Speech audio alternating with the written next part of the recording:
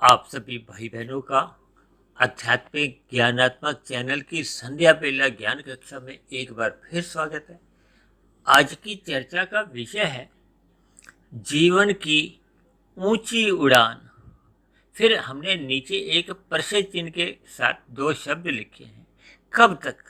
आज कल युग चल रहा है, घर घर में इस प्रश्न का उत्तर आपको पढ़ने को मिल जाएगा, क्योंकि एक संसारी मनुष्य मरते दम तक, जब मरने से लगभग पूर्व की स्थिति तक, संसार को पाने के लिए ही दिन रात इतनी अधिक भागदौड़ करता रहता है, थकता भी नहीं है, रजता भी नहीं।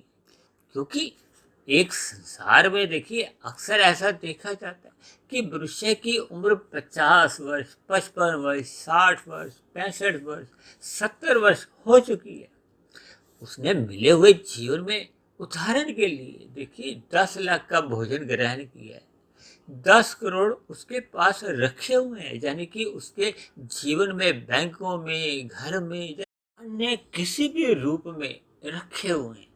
फिर भी इंसान भागदौड़ किसके लिए करता है? 100 करोड़ इकट्ठा करने के लिए। और उस 100 करोड़ को इकट्ठा करने के लिए वो देखिए रुकता भी नहीं है, थकता भी नहीं, दिन रात 2 के 4 बनाता है, फिर 4 के 40 बनाता है, 40 के फिर वो 400, 4000, लाख, करोड़, अरबों, खरबों। कब उसका इस भौतिक उपलब्धियों के पीछे भागते भागते स्वयं के जीवन का अंत आ जाता है, उसको बोध नहीं रहता।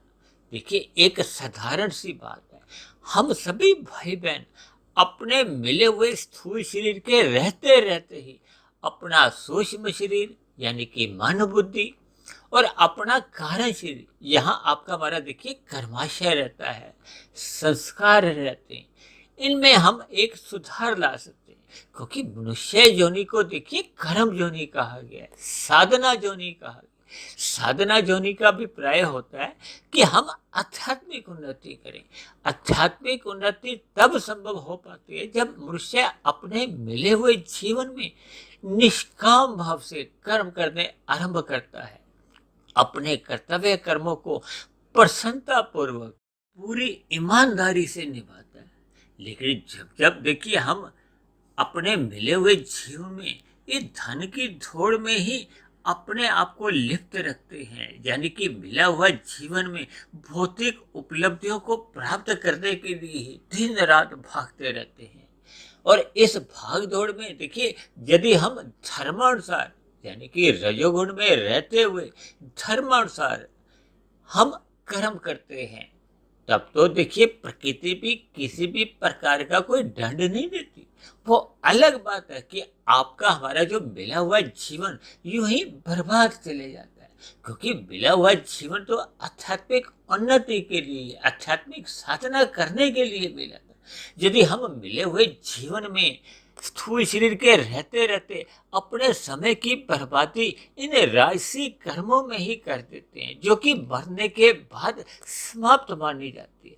क्योंकि आपके हमारे स्थूल शरीर के इंद्रियों की विषय भोगों को भोगने की एक सीमा है, एक समय विशेष के बाद देखिए सुख सुविधा के साधन को हो या रस भरे पदार्थ भी यही धरे रह जाती हैं, उनको हम भोग नहीं पाते।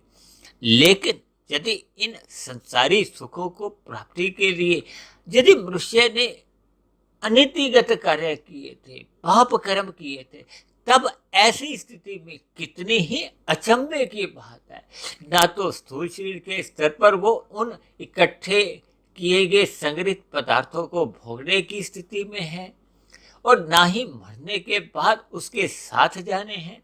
तब ऐसी स्थिति में वो जो अनीतिगत कार्य मनुष्य अपने मिले हुए जीवन में इन पदार्थों को संग्रह करते करते करता रहता है, पाप कर्म करता रहता है, जिसका उसका कारण शरीर में पाप कर्मों का कर्माशय बढ़ने लगता है। पाप कर्मों का कर्माशय बढ़ते बढ़ते संचित कर्मों में पुण्य कर्मों की न्यूनता रह जाती है।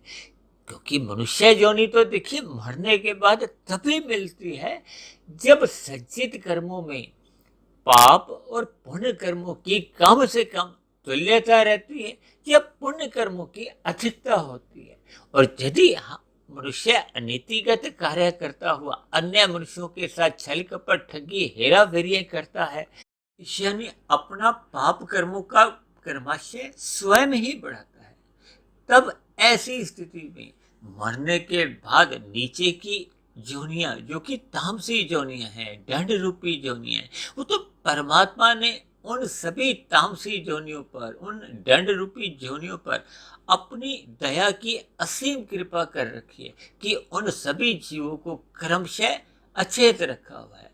उनको मन बुद्धि के स्तर पर इस बात का बोध नहीं रहता कि वो दुख भोग रहे हैं। वो तो हमें आपको महसूस होता है कि ये पशु कितना दुख भोग रहे हैं, पक्षी कितना दुख भोग रहे हैं, या अन्य कीड़े मकोड़े, कीट पतंगे, वनस्पति या अन्य सभी स्थितियों का देखिए हम चिंतन कर सकते हैं।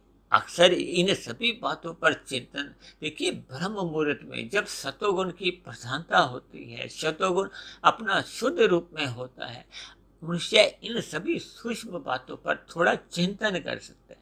लेकिन दिन में जब रजोगुण अपनी मजबूत स्थिति में होता है, तब मनुष्य उस रजोगुण से प्रभावित होता हुआ और कारण शरीर में जो आपके हमारे राजसी विषय भोगों के संस्कार बने होते हैं, वो दोनों स्थितियां मिलकर मनुष्य दिन भर भागदौड़ करता रहता है। अपने जीवन में देखिए कितनी ही गुना भाग जमा घटा लगाता रहता है। यानी आर्थिक लाभ के लिए कहो या सुख सुविधा स्वाद सम्मान सत्ता के लिए वो कितनी ही एक अपने मन में घनित लगाता है, गुना भाग करता रहता है, लेकिन आध्यात्मिक चिंतन कर नहीं पाता, जिसके लिए मनुष्य जोनी आपको हमें मिली है। मनुष्य जोनी आपको हमें रजोगुण बढ़ाने के लिए नहीं मिली, सत्वगुण बढ़ाने के लिए मिली है। सत्वगुण का अभिप्राय है कि हमें सत्वगुण मजबूत करते करते आध्यात्मिक उन्नति करनी होती है।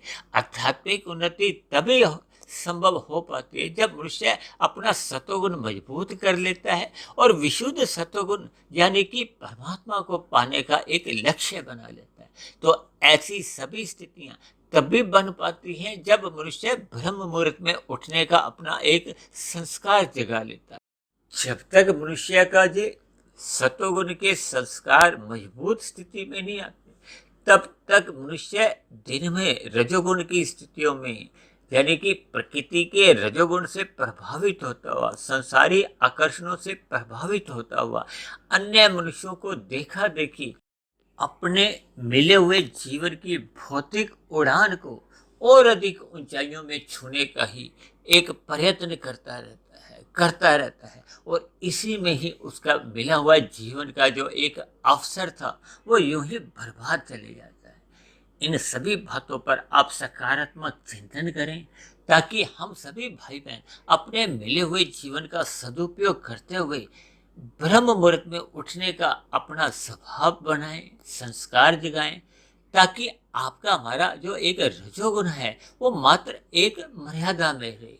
मर्यादा में रहने का अभिप्राय है कि आपका हमारा गुजर बसर करने के लिए हम आवश्यक पुरुषार्थ करें, अपने स्वयं की आवश्यकताओं की पूर्ति के लिए हम कर्म करें, परिवार का गुजर बसर के लिए हम पुरुषार्थ करें, समाज के अन्य जीवों के लिए भी हम परोपकार के कार्य करने के लिए पुरुषार्थ करें, लेकिन विषय भोगों की प्राप्ति के लिए अनावश्यक पुरुषार्थ करने से बचें, ताकि मनुष्य का तमोगुण में गिरने की संभावना भी समाप्त हो, ताकि हमारा आपका पाप कर्मों का कर्माशय नहीं बने और मरने के बाद के अधोगति की स्थितियों में हमें गुजरना नहीं पड़े। इन सभी बातों पर हमें सकारात्मक रूप से चिंतन करना चाहिए, क्योंकि मिला हुआ मनुष्य योनि का जन्म ये आपके हमारे लिए एक परीक्षा के समान है। जैसे हम परीक्षा में बैठे हुए अपने समय को इधर उधर की बेकार की स्थितियों में बर्बाद नहीं करते और अपने मिले हुए समय का यानी कि परीक्षा में बैठे हुए समय का हम सदुपयोग करते हुए अपने प्रश्नों के उत्तर पर ही ध्यान देते हैं। इसी तरह हम सभी भाई बहनों को अपने मिले हुए जीवन का सदुपयोग करते हुए हमें आध्यात्मिक उन्नति करने के लिए प्रयास करना चाहिए, पुरुषार्थ करना चाहिए, ताकि हम अपनी जो ऊंची उड़ान है वो भौतिक गतिविधियों की बजाय आध्यात्मिक गतिविधियों में लगाएं, ताकि हम सभी भाई बहनों का मिला हुआ जीवन सफल हो, सार्थक हो। इन्हीं शुभकामनाओं के साथ आज की चर्चा विशेष को यहीं विश्राम देते हैं। कल सुबह फिर मिलते हैं ब्रह्म मुहूर्त उपदेश कक्षा में। तब तक अपने आध्यात्मिक मित्र सुधीर भाटिया फकीर को आप इजाजत दें। आप सभी भाई बहनों को बहुत बहुत शुभ रात्रि। और सुबह जल्दी उठने के लिए, यानी कि ब्रह्म मुहूर्त में उठने के लिए आपको मेरी ओर से बहुत बहुत शुभकामनाएं।